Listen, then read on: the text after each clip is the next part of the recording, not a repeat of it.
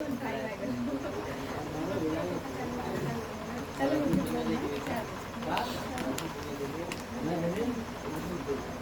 Students,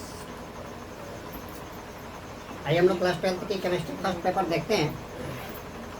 और chapter हमारा चल रहा था रासायनिक बलगतिकी, केमिकल काइनेटिक्स। केमिकल काइनेटिक्स मैंने बताया था कि रासायनिक अभिक्रियाओं में जब हम अभिक्रिया की दर को प्रभावित करने वाले विभिन्न कारकों के बारे में चर्चा करते हैं, जैसे अभिकारकों की सांद्रता या अभिक्रिया किस तापमान पे हो रही है, या वो अभिक्रिया किस दाब पे हो रही है, या अभिक्रिया में कौन सा उत्प्रेरक प्रयोग किया जा रहा है। तो जब इन कारकों का हम यूटिलाइजेशन करके अभिक्रिया को दिखाते हैं तो इसको हम क्या बोलते हैं, रासायनिक बल गतिकी बोलते हैं।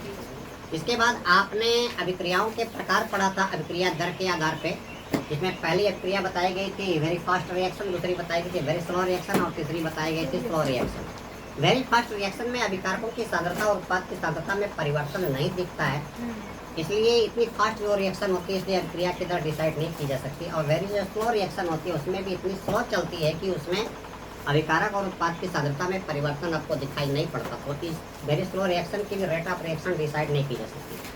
अब एक चीज आती है कि रासायनिक अभिक्रिया की दर को प्रभावित कौन सा कारक देंगे, जिसमें अभिकारकों और उत्पादों की सांद्रता में स्पष्ट रूप से परिवर्तन दिखाई पड़े। ठीक है, स्लो रिएक्शन उसी अभिक्रिया के आधार पे अभिक्रिया की दर निर्धारित होती है, जो प्रयोगों द्वारा निर्धारित होती है। ठीक है, इसके बाद आपने देखा था अभिक्रिया का वेग। तो एकांक समय में अभिकारक की सांद्रता और उत्पाद की सांद्रता में जो परिवर्तन दिखता है इसको अभिक्रिया की दर बोलते हैं। और इसका आता है delta C upon delta T. और डेल्टा सी क्या होता है, C2 minus C1 upon T2 minus T1 होता है। ठीक है, अब अभिकारक की मात्रा समय बढ़ने के साथ साथ क्या करती है, घटती है। क्योंकि अभिकारक की सांद्रता घटती है इसलिए अभिकारक की जो रेट ऑफ रिएक्शन होती है वो माइनस में शो की जाती है। ठीक है, rate of reaction of reactants becomes minus delta C upon delta T. और उत्पाद की मात्रा समय के साथ बढ़ती जाती है इसलिए उत्पाद की सांद्रता को आप delta P upon delta T करोगे। ठीक है, तो उत्पाद की अभिक्रिया दर प्लस में आ जाएगी और अभिकारक की अभिक्रिया दर क्या आ जाएगी, माइनस में आ जाएगी। अब हम एक न्यूमेरिकल लेते हैं, एक उदाहरण लेते हैं। बाउंड्री यहाँ तक आ रहा है, देखो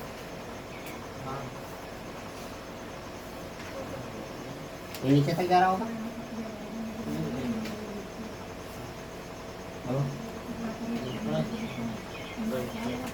ये तक है।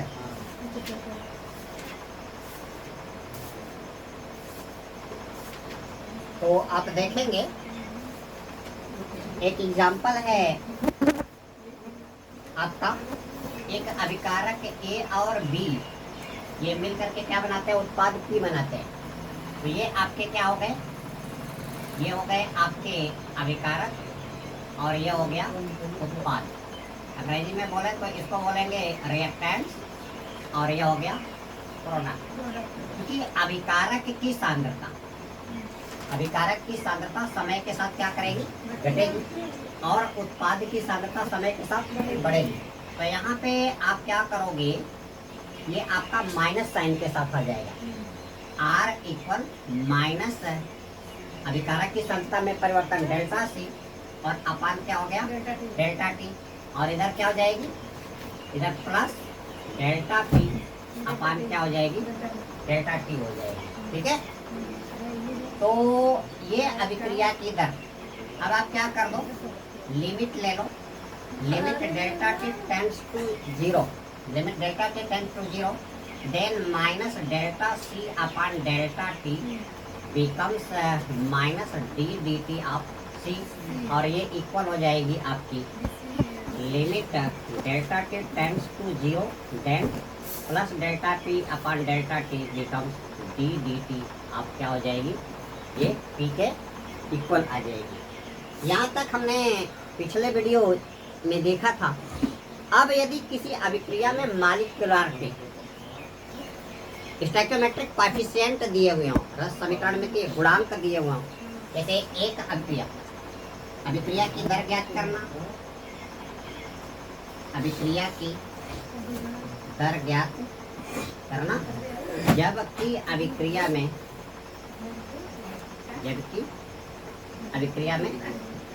स्टोइकोमेट्रिक कोएफिशिएंट दिए हुए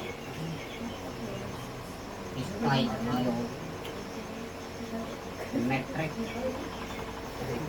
कोएफिशिएंट दिए हुए तो आप ले लो n1a प्लस क्या हो गया n2b इक्वल आपका ये आ गया उत्पाद बना m1c और m2d,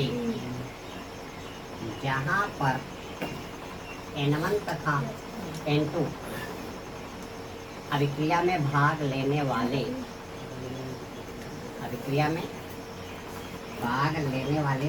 क्या है अणुओं की संख्या तथा m1 तथा m2 अभिक्रिया के बाद बनने वाले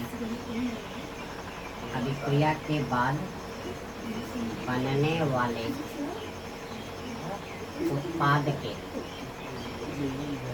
अणुओं की क्या ये संख्या है।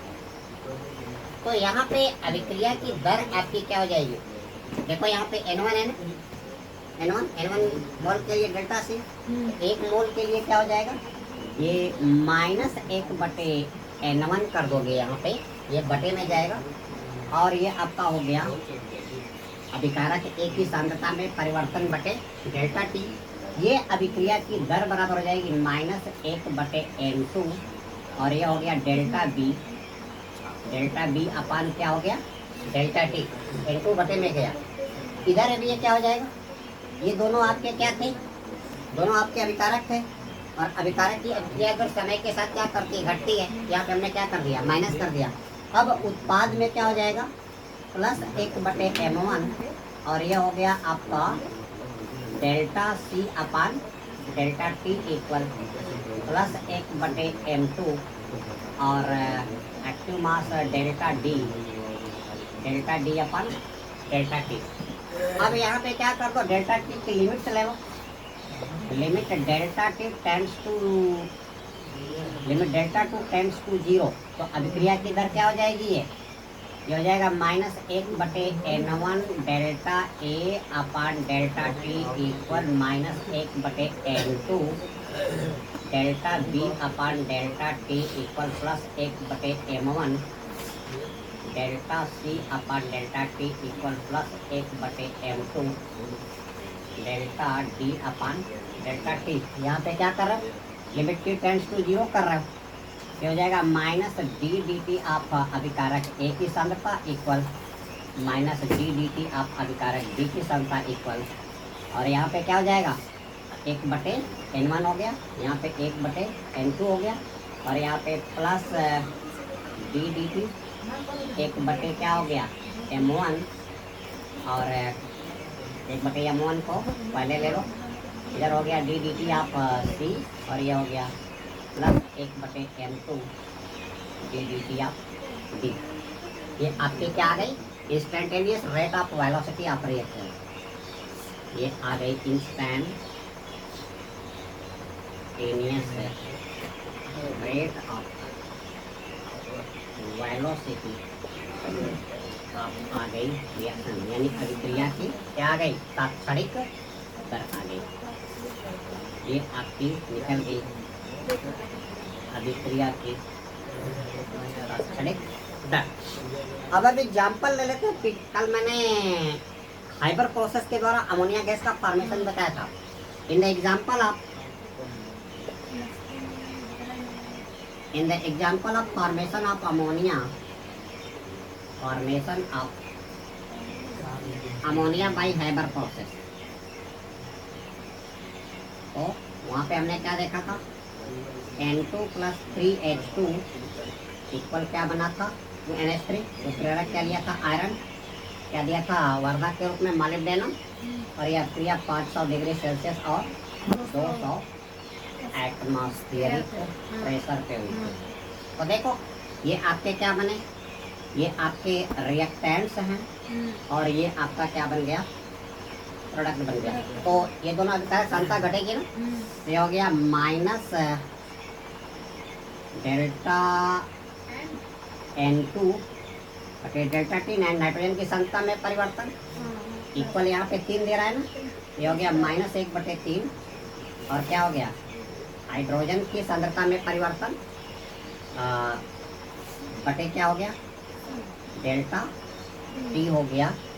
और ये हो गया +1/2 क्या हो गया, अमोनिया की सांद्रता में परिवर्तन। यहाँ पे डेल्टा करो और क्या हो गया, डेल्टा T। तो ये हो गया -ddt। अब नाइट्रोजन की सांद्रता में परिवर्तन इक्वल -1/3 ddt। आप हाइड्रोजन की सांद्रता में परिवर्तन इक्वल टू +1/2।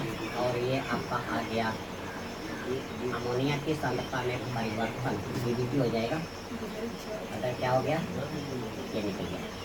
ठीक है, तो फ्रेंड्स अभी हमने मॉलिक्यूलरिटी दिए होने पे अभिक्रिया की दर को हमने क्या किया, डिसाइड किया था। और अभिक्रिया की दर अभिकारक के लिए किस में जाती है, माइनस में जाती है, क्योंकि उसकी सांद्रता समय के साथ क्या करती है, डिक्रीज करती है। और उत्पाद की सांद्रता समय के साथ बढ़ती है, इसलिए उत्पाद के लिए अभिक्रिया की दर क्या होती है। तो जिस दर से किसी एक अभिकारक की सांद्रता क्या करेगी, घटेगी, उसी दर से उत्पाद की सांद्रता क्या करेगी, बढ़ेगी। तो हम कुछ न्यूमेरिकल्स डील करेंगे, जिसमें देखेंगे कि किसी दी हुई एक अभिकारक के सापेक्ष दूसरे अभिकारक की या दूसरे उत्पाद की सांद्रता किस तरह से परिवर्तन हो रही है और रेट ऑफ रिएक्शन में क्या वेरिएशन आएगा। अगला वीडियो लिंक हम आप लोगों को अभिक्रिया की दर के मात्रक निकालना बताएंगे। उसके बाद औसत और तात्क्षणिक वेग का कैलकुलेशन बताएंगे ग्राफ के द्वारा। ठीक है, उसके बाद कुछ न्यूमेरिकल्स करेंगे और फिर देखेंगे अभिक्रिया की दर को प्रभावित करने वाले factors, what are the factors which influence the rate of reaction. तो दोस्तों आप मेरे से जुड़े रहिए, मेरे इन टॉपिक से रिलेटेड जो भी मैंने बोला उनके वीडियो लिंक देखने के लिए मेरी प्रतीक्षा कीजिए। Very shortly I will release my next video link.